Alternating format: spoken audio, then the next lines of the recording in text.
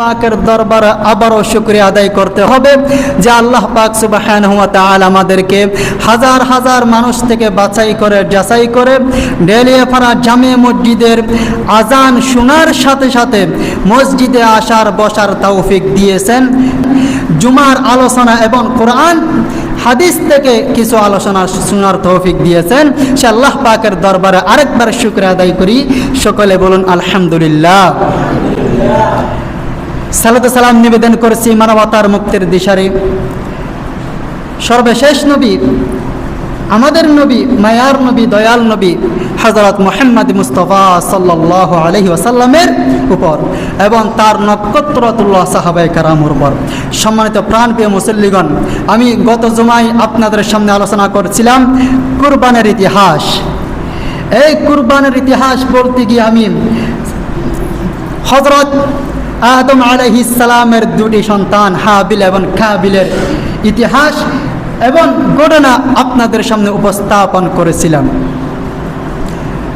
সম্মানিত মুসল্লিগণ, আজকের এই জুমায় আলোচনা করব আবার ইতিহাস। কার ইতিহাস? জাতির পিতা হযরত ইব্রাহিম আলাইহিস সালাম এবং ইসমাঈল আলাইহিস সালাম। আপনারা শুনেছেন, আপনারা জানেন ইসমাঈল আলাইহিস সালাম কার সন্তান? একটু কথা বলবেন। ইসমাঈল আলাইহিস সালাম কার সন্তান? ইব্রাহিম আলাইহিস সালামের সন্তান। একটু আওয়াজ দিয়ে বলেন, ইসমাঈল আলাইহিস সালাম কার সন্তান? ইব্রাহিম আলাইহিস সালামের সন্তান। সম্মানিত মুসল্লিগণ, এই সন্তান এমনি এমনি আসে নাই।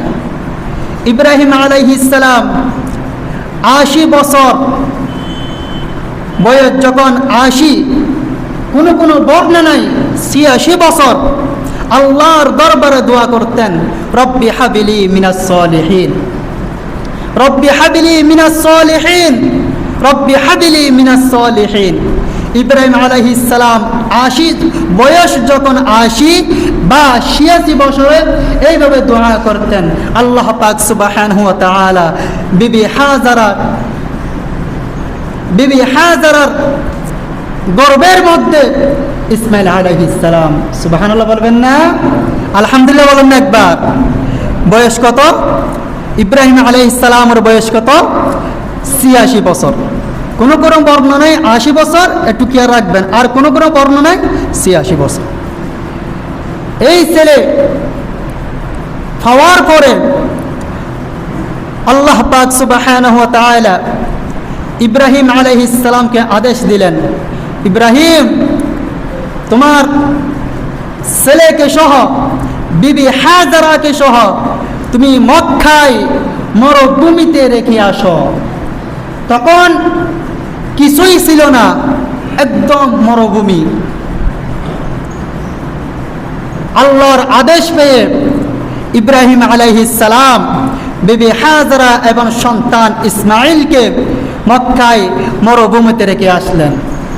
রেখে যাওয়ার পথে বিবি হাজারা জিজ্ঞেস করলেন, ওগো স্বামী, আমাকে এই মরুভূমিতে লোকজন নেই, মানুষজন নেই, চারপাশে কেন রেখে যাচ্ছ? কি জন্য এখানে রেখে যাচ্ছেন? হযরত ইব্রাহিম আলাইহিস সালাম আঙ্গুল উপর দিকে দিলেন। তখন বিবি হাজারা বুঝতে পারলেন আল্লাহর নির্দেশে আমাদেরকে এই মরুভূমিতে রেখে যাচ্ছে। আলহামদুলিল্লাহ বলবেন না? একটু সুবহানাল্লাহ বলেন না? কেউ নেই পাশে। কিছুদিন যাওয়ার পর হযরত ইব্রাহিম আলাইহিস সালামকে স্বপ্ন দেখালেন। কি দেখালেন? কি দেখালেন? স্বপ্ন দেখালেন। বললেন, ইব্রাহিম তুমি আমার নামে কুরবানি দাও। কি দাও? কুরবানি দাও। ইব্রাহিম আলাইহিস সালাম সকাল সকাল উঠে আল্লাহর দরবারে কুরবানি দেওয়ার জন্য মোটা তাজা দেখে দুম্বা কুরবানি দিলেন। এরপর কুরবানি দেওয়ার পরে আবার স্বপ্ন দেখালেন, ইব্রাহিম তুমি আবার কুরবানি দাও। ইব্রাহিম আলাইহিস সালাম আবার কুরবানি দিলেন। এইভাবে 3 বার কুরবানি দিলেন।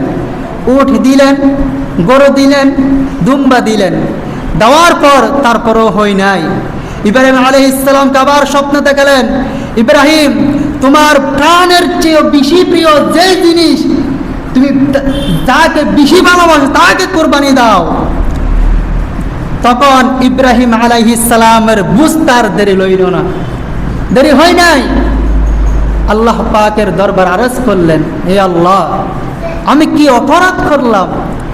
আমি কি অপরাধ করলাম?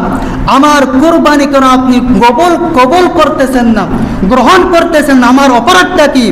তখন বুঝতে পারলেন, অবশ্যই অবশ্যই আমার বংশের উজ্জ্বল পুত্র ইসমাইলকে কোরবানি দিতে বলেছেন। সুবহানাল্লাহ বলবেন না? সুবহানাল্লাহ বলবেন না? ইব্রাহিম আলাইহিস সালাম বুঝতে পারলেন, অবশ্যই আমার ইসমাইলকে কোরবানি দিতে বলেছেন। ইব্রাহিম আলাইহিস সালাম এই কথা বাবার পরে ইব্রাহিম আলাইহিস সালাম দূরে চলে গেলেন, বিবি হাজারার কাছে চলে গেলেন। চলে যাওয়ার পরে তখন যেই সময় বিবি হাজারা এবং তার ছেলেকে রেখে আসছিলেন, তখন তার আশেপাশে কোনো ঘর ছিল না। স্বপ্ন দেখার পরে বিবি হাজারার কাছে গিয়েছেন, দেখতেছেন চারপাশে অনেক বাড়ি হয়ে গেছে, ঘর বাড়ি হয়ে গেছে, ছেলেরা খেলাধুলা করতেছে। এখন ইব্রাহিম আলাইহিস সালাম যাওয়ার পরে বললেন, হে ছেলে, এদিকে শুনো, এইখানে ইসমাইল নামে কাউকে চিনো নাকি? একজন ছেলে বলল, ও ইসমাইল পাশে বসে আছেন। ইসমাইলকে গিয়ে বললেন, উঠো, তোমার ঘর কোথায়, বাড়ি কই, ওইখানে যাও। ইসমাইলকে নিয়ে বাড়িতে প্রবেশ করলেন। বাড়িতে প্রবেশ করার সাথে সাথে বিবি হাজারা অনেক দিন পর স্বামীকে দেখতে পেয়ে মনে হচ্ছে যেন আকাশের দাগ, আকাশের চাঁদ তিনি দেখতেছেন, ধরতেছেন, এমন খুশি হয়ে গেছে স্বামীকে পেয়ে অনেক দিন পর। পাওয়ার পরে ইব্রাহিম আলাইহিস সালামকে বললেন, ওগো স্বামী, একটু শুনেন, আপনার ছেলে ইসমাইল আমাকে প্রতিদিন প্রশ্ন করতেন, হে আম্মা জান, আমার আব্বা কোথায়? আমার আব্বাকে দেখি না কেন? আমার আব্বা কোথায় থাকে? আমি কোনোদিন আমার ছেলেকে প্রশ্নের উত্তর দিতে পারি নাই। আমি নীরবে বসে আল্লাহর দরবারে কেঁদে কেঁদে বলি, আল্লাহ, কেঁদে কেঁদে বলেন, আল্লাহকে বলেন। বলার পর, এই ঘটনা বলার পর ইব্রাহিম আলাইহিস সালাম আল্লাহ পাকের শুকরিয়া আদায় করলেন। আর শুকরিয়া আদায় করার পরে বিবি হাজারাকে বললেন, হাজারা শুনো, আমি আমার পুত্রকে এবং ইসমাইলকে নিয়ে বাদশাহের দাওয়াতে যাব, বাদশার দাওয়াতে যাব। এই কথা শুনে বিবি হাজারা খুশি হয়ে গেলেন, এমন খুশি হয়ে গেলেন, ছেলে যাবে স্বামীর সঙ্গে বাদশাহের দাওয়াতে। ইব্রাহিম আলাইহিস সালাম বললেন, একে গোসল করিয়ে দাও, আতর লাগিয়ে দাও, সাজিয়ে দাও। বিবি হাজারা ইসমাইলকে গোসল করিয়ে দিলেন, আতর লাগিয়ে দিলেন, সাজিয়ে দিলেন। সাজিয়ে দেওয়ার পর ইসমাইলকে এমন ভাবে দেখা যায়, বয়স যখন 8 বছর, আর কোনো বর্ণনায় 9 বছর, 8 বছর বা 9 বছর। আবার এমন কোনো বর্ণনায় এসেছে ইসমাইল যখন আব্বুর সাথে চলাফেরা করতে পারে, ওই বয়সের সময় ইব্রাহিম আলাইহিস সালাম ছেলেকে ইসমাইল আলাইহিস সালামকে সাজিয়ে গুছিয়ে দেওয়ার পর ইব্রাহিম আলাইহিস সালাম তাকে নিয়ে বাড়ি থেকে বের হয়ে গেলেন। বের হয়ে যাওয়ার পরে হাতে একটা রশি আর ছুরি নিয়ে এলেন। রশি কি নিলেন? একটু খেয়াল করবেন, কথাগুলো বুঝবেন। যাওয়ার সময় একটা ছুরি আর একটা কি নিলেন? রশি নিলেন। চলে যাচ্ছেন, চলে যেতে যেতে অনেক দূর চলে গেলেন। বিবি হাজারা হতবাগানির মতো দেখে আছেন, তাকিয়ে আছেন, চিন্তা করতেছেন, আল্লাহ, কয়েকদিন যাবত আমার স্বামী গরু, দুম্বা, উট কোরবানি করতেছে, এখন হাতে ছুরি আর রশি নিয়ে যাচ্ছে, কি হবে আল্লাহ জানে। বিবি হাজেরা আল্লাহর দরবারে আরজ করলেন, আল্লাহ এখন তুমি ছাড়া আমার আর কেউ নেই। বিবি হাজেরা এবং ইসমাইল আলাইহিস সালামের আম্মা জান একা একা ইসমাইল আলাইহিস সালাম তার পিতার সাথে ইব্রাহিম আলাইহিস সালামের সাথে চলে যাচ্ছেন। আল্লাহর দরবারে আরজ করলেন, আল্লাহ এখন আমার আর কেউ নেই। তখন মিনা পাহাড়ের দিকে একটু আড়াল হয়ে গেলেন। আড়াল হয়ে যাওয়ার পরে ইবলিস আছে না নাই? কথা বলেন, ইবলিস আছে না নাই? শয়তান আছে না নাই?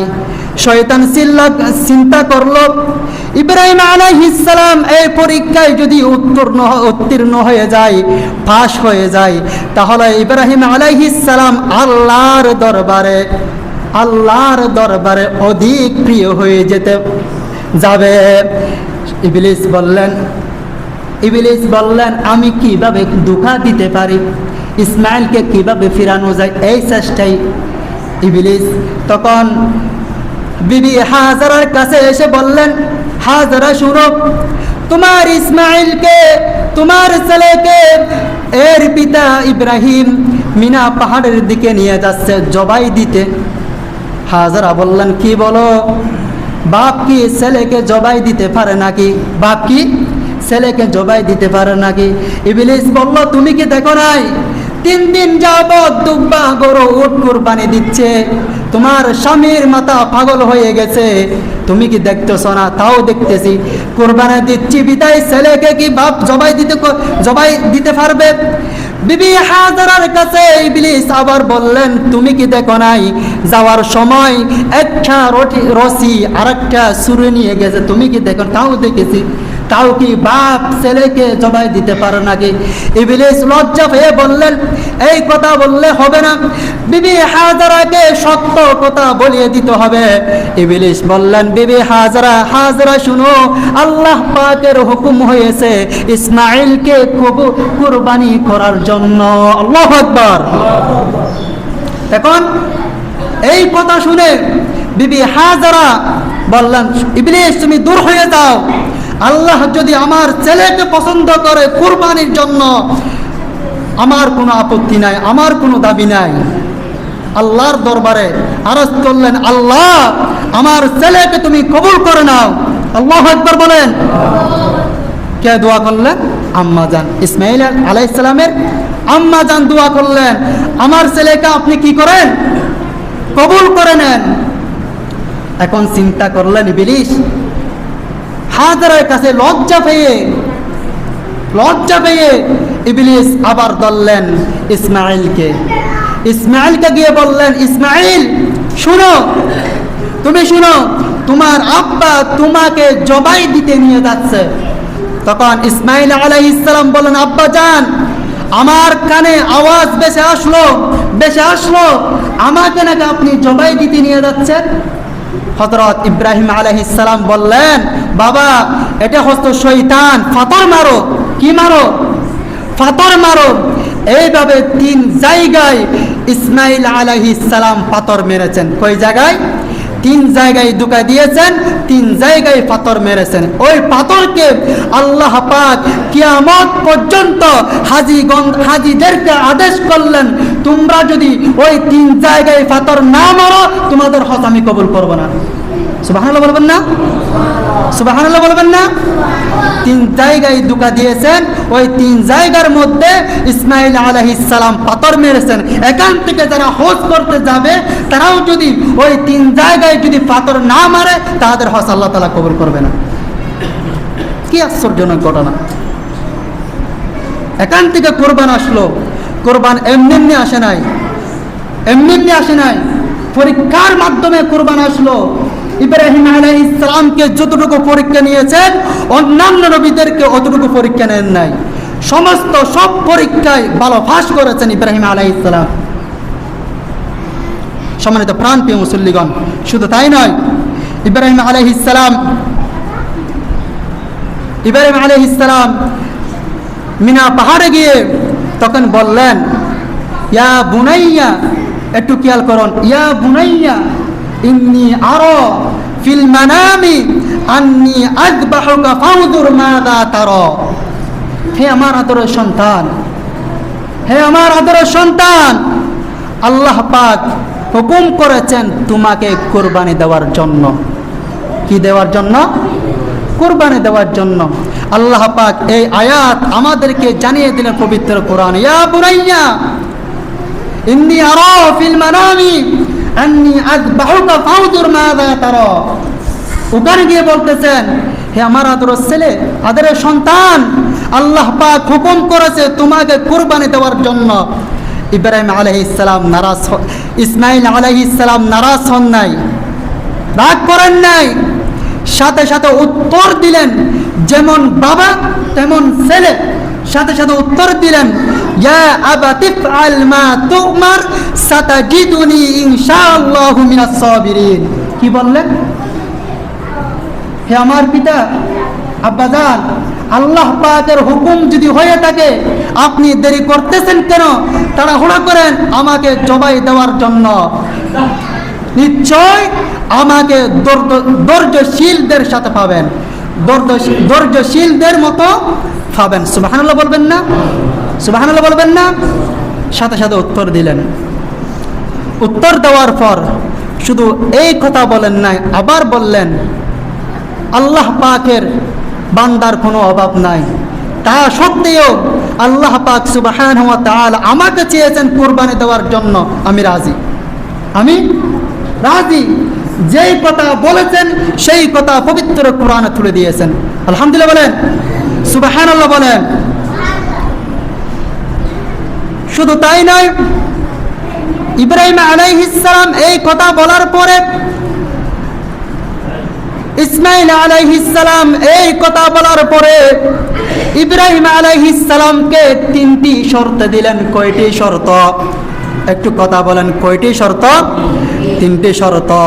তিনটি শর্ত দেওয়ার পরে প্রথম নম্বর শর্ত হলো, আব্বাজান আপনি তো আমাকে জবাই করবেন, তাহলে জবাই করার আগে আমার হাত পা বেঁধে ফেলবেন। কারণ বলেন নাই। এরপর হচ্ছে আপনি আমাকে যখন জবাই করবেন তখন আপনার চোখ আমার চোখ একটু কাপড় দিয়ে বেঁধে নেবেন। এরপর হচ্ছে আমাকে জবাই দেওয়ার পরে রক্ত মাখা জামা কাপড়গুলো আমার আম্মার কাছে দিয়ে আসবেন। আল্লাহু আকবার। এখন চিন্তা করলেন ইব্রাহিম আলাইহিস সালাম, চিন্তা করলেন, বাবা গো, এই তিনটি প্রশ্ন কেন দিল? ইসমাইল আলাইহিস সালাম বললেন, আব্বাজান আমাকে যখন আপনি জবাই করবেন, আপনি যদি আমার হাত পা না বাঁধেন, জবাইয়ের কষ্টে আমার হাত পা নড়াচড়া করবে, নড়াচড়া করার সাথে যদি আপনার পায়ে লেগে যায়, আপনার শরীরে লেগে যায়, আপনার শরীরে যখন লেগে যাবে তা বিয়াদবি হয়ে যাবে। শরীরে যেন না লাগে একটু হাত পা বাঁধবেন। দুই নম্বর কথা হলো, চোখ কেন বাঁধতে বলেছেন?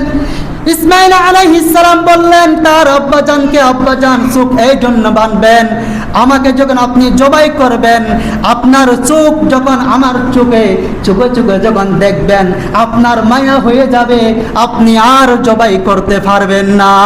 তিন নাম্বার হচ্ছে, আমার রক্তমাখা কাপড় আমার আম্মার কাছে কেন দিয়ে আসবেন? আপনি আসার সময় বলছেন আমার আম্মাকে বাদশাহের দাওয়াতে যাব, কুরবানি দেব, এই কথা বলেন নাই। আমার আম্মা আমাকে যদি না পেয়ে কষ্ট পেয়ে কান্না করবে, এই জন্য আমার জামা কাপড় রক্তমাখা জামা কাপড় দেখে একটু সান্ত্বনা হতে পারে। আল্লাহু আকবার। শুধু তাই নয়, এই কথা বলার পরে আমি সংক্ষেপে করে নিচ্ছি, অনেক লম্বা। এই কথা বলার পরে ইব্রাহিম আলাইহিস সালাম বানলেন, সব কিছু বেঁধে ফেললেন, চোখ বেঁধে ফেললেন। এরপর হচ্ছে উপরে করে শুয়ালেন। শোয়ার পরে ইব্রাহিম আলাইহিস সালাম ছুরি হাতে নিলেন। হাতে নেওয়ার পরে ইসমাইল আলাইহিস সালামকে জবাই করতেছেন, হচ্ছে না। চেষ্টা করতেছেন, হচ্ছে না। একবার চেষ্টা করলেন, হচ্ছে না। আবার চেষ্টা করলেন, হচ্ছে না। কোনো বর্ণনায় ছুরির দাঁড় আছে কিনা এটা এমনভাবে নিক্ষেপ করলো, একটা পাথরের মধ্যে পড়ে পাথর দুই ভাগ হয়ে গেল। আল্লাহু আকবার। আবার কোনো বর্ণনায় এসেছে ওই পাথরটি এখনো আছে নাকি।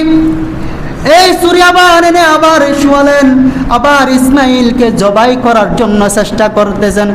এই দৃশ্য দেখে আসমান কাঁদে, আরশ কাঁদে, ফেরেশতারা কাঁদে, কেঁদে কেঁদে বলে, আল্লাহ তুমি আর পরীক্ষা নিও না। ইব্রাহিম আলাইহিস সালাম পাশ হয়ে গেছে। আল্লাহু আকবার। আল্লাহ তাআলা নিষেধ করেন নাই। আসমানও কাঁদতেছে, আরশও কাঁদতেছে, ফেরেশতারাও কাঁদতেছে। ইসমাইল আলাইহিস সালামের জবাই দেখে ফেরেশতারা আদেশ করলেন, আল্লাহ গো তুমি আর ইব্রাহিমকে পরীক্ষা করো না। আল্লাহু আকবার। ইব্রাহিম আলাইহিস সালাম শান্ত হন নাই, তবু জবাই করতেছেন। কাকে? নিজ পুত্র ইসমাইলকে জবাই করার চেষ্টা করতেছেন। আল্লাহ বললেন, তোমরা এখন কথা বলো না, আমি দেখতে চাই। শেষ পর্যন্ত পৌঁছে দেখি কি করতে পারে ইব্রাহিম আলাইহিস সালাম।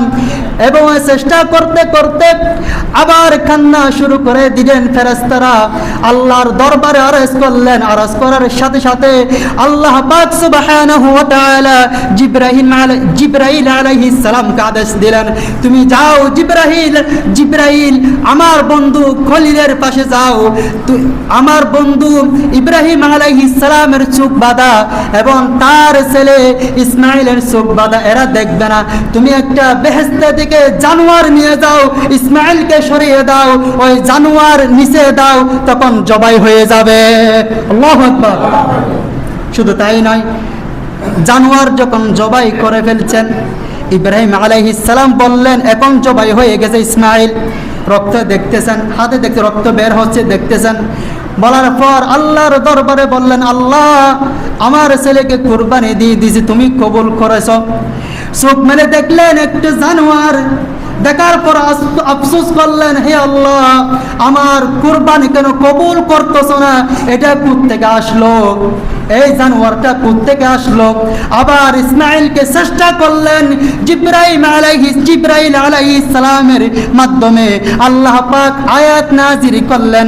আল্লাহ পাক বলেন, ইয়া আবাতি ফাআল মা তু'মার وناديناه أن يا إبراهيم قد صدقت الرؤيا إنا كذلك نجزي المحسنين الله أكبر জবাই একটু খেয়াল করেন, জবাইয়ের পূর্বে একটি আওয়াজ বেশি আসলো। আওয়াজটা কি? আল্লাহু আকবার, আল্লাহু আকবার, লা ইলাহা ইল্লাল্লাহু, আল্লাহু আকবার, ওয়ালিল্লাহিল হামদ। ওই আওয়াজটা বেশি আসলো। বেশি আসার পরে ইসমাইল আলাইহিস সালাম বললেন, আব্বাজান এদিকে আসো, এদিকে আসো, একটু বুকে আসো, বুকে আসো। এরপর ওয়ানাদাইনাহু আইয়া ইব্রাহিম قد صدقت الرؤيا إنا كذلك نجزي المحسنين। এই আয়াত নাজিল হয়। এই আয়াত তখন নাজিল হয় নাই, ইব্রাহিম আলাইহিস সালামের কানে বেশি আসলো। এই আয়াত নাজিল হয়েছে আমাদের নবী হযরত মুহাম্মদ মুস্তাফা সাল্লাল্লাহু আলাইহি ওয়াসাল্লামের উপর, যেন আমরা জানতে পারি। শুধু তাই নয়, একটু খেয়াল করুন। আল্লাহ তাআলা বললেন, ইব্রাহিম তুমি তোমার স্ত্রীকে বলে আসলে বাদশাহের দাওয়াতে যাবে, চলে যাও, মায়ের কোল খালি করে না, মায়ের কোলে ছেলেকে তুমি তুলে দাও এবং বাদশাহের দাওয়াতে এসে তুমি ওই জন্তুটা নিয়ে যাও। তোমরা ওই জন্তুদের নিয়ে গোশত খাও, ঈদ পালন করো, আনন্দ করো। সুবহানাল্লাহ বলবেন না? সম্মানিত মুসল্লিগণ, মুরব্বী বাজান, যারা বাবা হয়েছেন, জওয়ান ভাইয়েরা একটু খেয়াল করুন। যারা বাবা হয়েছেন তারা একটু আমার দিকে খেয়াল করুন। তখন যদি ইব্রাহিম আলাইহিস সালামের হাতে যদি তার পুত্র ইসমাইল আলাইহিস সালাম যদি জবাই হয়ে যেত, আমাদের কি হতো? আমাদের কি হতো বলেন? আমাদের যাদের সন্তান আছে, এই কুরবানির জন্য আমাদের প্রথম সন্তানদেরকে কুরবানি দিয়ে দিতে হতো, কুরবানি দিয়ে দিতে হতো। তখন ভাই ভাই ঝগড়া হয়ে যেত, আব্বু আপনি আমাকে দেখছেন, আমার ছোট ভাইকে জবাই করতে পারেন না? ঝগড়া হতো কি হতো না? এটা নবীর ছেলে, এটা আমাদের ছেলে, ঝগড়া হতে কি হতো না? অবশ্যই হতো। আল্লাহ পাক আমাদেরকে বাঁচিয়ে দিলেন। সম্মানিত প্রাণপ্রিয় মুসল্লিগণ, ওখান থেকে কোরবান আসলো। কোরবান ইব্রাহিম আলাইহিস সালাম থেকে আসলো না, আদম আলাইহিস সালাম থেকে কোরবান আসছে। এরপর এটাই শেষ, আরও লম্বা ইতিহাস, আমি সংক্ষেপে বললাম। এরপর আল্লাহ পাকের দরবারে একটু সময় নিচ্ছে আর কি, এখন হয়ে যাবে। আল্লাহ পাকের দরবারে আপনাদের গর্ভস্থ এবং কি চামড়া রক্ত কিছুই পৌঁছে না, শুধু একটা জিনিস পৌঁছে, তাকওয়া। কি? লা ইয়ানালাল্লাহা লুহুমুহা ওয়ালা দিমাউহা ওয়ালাকিন ইয়ানালুহুত তাকওয়া মিনকুম। এগুলো পৌঁছে। আমি গত জুমায় আপনাদেরকে বলছিলাম, একটু খেয়াল করুন। এখন আমরা দেখতে পাই, এখন আমরা দেখতেছি সমাজের মধ্যে যখন টাকা পয়সা বেশি হয়ে যায়, যেই মানুষের, যেই ছেলের টাকা পয়সা একটু বেশি হয়ে যায়, ভাইয়ের হক মেরে তার টাকা বেশি হয়েছে, বোনের জায়গা মেরে তিনি পয়সা করেছে, বেশি টাকার মালিক হয়েছে। ওই যদি বলে সমাজের মানুষ আমাকে কি বলবে, আমার বাড়ি 3 তলা, আমি যদি কুরবানি না করি সমাজের মানুষ কি বলবে? লজ্জা দেবে। লজ্জা, একটু খেয়াল করুন, কুরবানির মশলা একটু কঠিন, একটু খেয়াল করুন, লজ্জা দেবে। এখন আমি কি করব? 1,20,000 টাকা দামের গরু নিয়ে আসছে, খেয়াল করেন, 1,20,000 দামের গরু নিয়ে আসছেন। যিনি কিনতেছেন ওনার পাশে আরেকজন লোক নিয়ে যাচ্ছে, ওই গরুর গোশত কয় মণ হবে? এরকম আছে না? একটু খেয়াল করেন আমার দিকে। আল্লাহ পাক সুবহানাহু ওয়া তাআলা বলেছেন, কুল ইন্না সলাতি ওয়া নুসুকি ওয়া মাহইয়ায়া ওয়া মামাতি লিল্লাহি রাব্বিল আলামিন। আমার নামাজ প্রথমে, আমার নামাজ, আমার কুরবানি, আমার জীবন সবকিছু কার জন্য? আল্লাহর জন্য। সূরা কাউসারে কি বলেছিলাম? ফাসাল্লি লিরাব্বিকা ওয়ানহার, তোমার রবের নির্দেশ পালনার্থে নামাজ আদায় করো এবং কুরবানি করো। একটু খেয়াল করেন। এখন আমরা গরু বাজারে গেছি, যাওয়ার পর জোহরের নামাজে পড়ে গেছি, গরু দেখতে দেখতে আসরের নামাজ শেষ, গরু দেখতে দেখতে মাগরিবের নামাজ শেষ, রাত্রে গরু নিয়ে চলে আসে, কেউ দেখে না। এশার নামাজ বাদ, ক্লান্ত হয়ে গেছে, ফজরের নামাজ বাদ, সকাল 10টায় ঘুম থেকে উঠে চায়ের দোকানে বসে, ওটা বাইফুত গরুগুলো হলেই তো হদন দি 1,20,000 খসাই কুনি গেলাম ফুয়াতি সমনব হয়ে 30 মণ। কোরবানি শেষ, কোরবানি শেষ, কোরবানি কি শেষ, কোরবানি হচ্ছে না। তার অন্তরের মধ্যে ছিল নাফাকি, তিনি গোশত খাওয়ার জন্য ওই কোরবানি দিচ্ছেন। এখন আমি বলি, কোরবানি দেওয়া কি ওয়াজিব? হানাফি মাযহাবের অনুসার ওয়াজিব, ফুকাহে কেরামদের মতে সুন্নতে মুআক্কাদা, ওয়াজিব। এখন আপনারাই বলেন, আমরা সমাজের মধ্যে এখন নামাজ পড়ি না, কোরবানি দিই, ও বাজি লঙ্গি কুলি পরিবার নেবার নইবে না? হ্যাঁ, হতা বুঝেনি হারিবাল্লাই, লঙ্গি কুলি এনে মাথাত পরিবার নেবার নইবে না? হুজুরি এখন ঠিক কিয়া পরিবারও সুন্নত বা ওয়াজিব, লঙ্গি ফরন কি ফরজ, ফরজ বাদ দিয়ে না মাথাত পরিবার নেবার নইবে না? তুই নামাজ ন পড়ো, আল্লাহ বিশালটা দিয়ে গরু কুরবানি দিও, এই কুরবানি হনা হাজর নয় আল্লাহর দরবারে, হনা হাজর নইব। লঙ্গি কুলি এনে পরিবার নিতে ল্যান্ডা ফোনা থাকো গেল, ফরজ বাদ দিও। বলি না সলাতি ওয়া নুসুকি, নামাজ বাদ দিতে পারবে না, আগে নামাজ পড়ো তারপর কুরবানি করো। ইন্ডিকা কুরবানি আল্লাহর দরবারে কবুল নইব, কবুল হইতো না। একটু খেয়াল করবেন, নামাজ পড়বেন আগে কুরবানি। আমাদের সমাজে দেখা যায় অনেক বড় বড় পয়সাওয়ালা আছে, একটু খেয়াল করবেন, এর পয়সার মধ্যে বোনের হক আছে কিনা, ভাইয়ের হক আছে কিনা, দোকানের চুরি টাকা আছে কিনা, ওটা দেখবেন, তারপর কুরবানি করবেন। এমনি নামের স্বার্থে কুরবানি করা যাবে? আল্লাহর দরবারে কবুল হবে না, আল্লাহর দরবারে কবুল হবে না। আমি বললাম তখনকার কুরবানি আল্লাহ তাআলা কবুল হয়েছে কিনা দেখা যেত, কুরবানি দিলে আকাশ থেকে আগুন এসে ফুড়ে ফেলতো, যার কুরবানি ফুড়ে ফেলতো তার কুরবানি কবুল হয়ে গেছে, হয়ে যেত। এখন যদি সেই আমল থাকতো, শতের মধ্যে 50 জন কুরবানি দিত না, তার টাকা হালাল নেই, লজ্জা পাবে, সমাজের মধ্যে মুখ দেখাইতে পারবে না কুরবানি না হলে। আল্লাহর রাস্তে হাত জোর করে বলবো, কষ্ট পাবেন না, একটু সময় বেশি হয়ে গেছে, কষ্ট পাবেন না, হাত জোর করে বলতেছি, দেখবেন তাকওয়া অর্জন করবেন, আগে নামাজ পড়বেন, কুরবানি দেবেন। যারা নামাজ পড়ে তাদের সাথে কোরবানি দিবেন। আর কোরবানি দেওয়ার সময় দেখবেন টাকা পয়সা ঠিক আছে কিনা। না হলে এগুলো যদি না দেখেন, নামাজ যদি বাদ দিয়ে দেন, ফরজ বাদ দিয়ে সুন্নত দোয়া দিয়ে যদি ও হইতে ফরজ লঙ্গি ফরজ 70 টাকা ফরজ, ইয়ার লঙ্গিগুলি মাথাত করিবেন নেবেন হয়ে যাবে। আল্লাহ পাক আর বুঝিবার তৌফিক দান করে।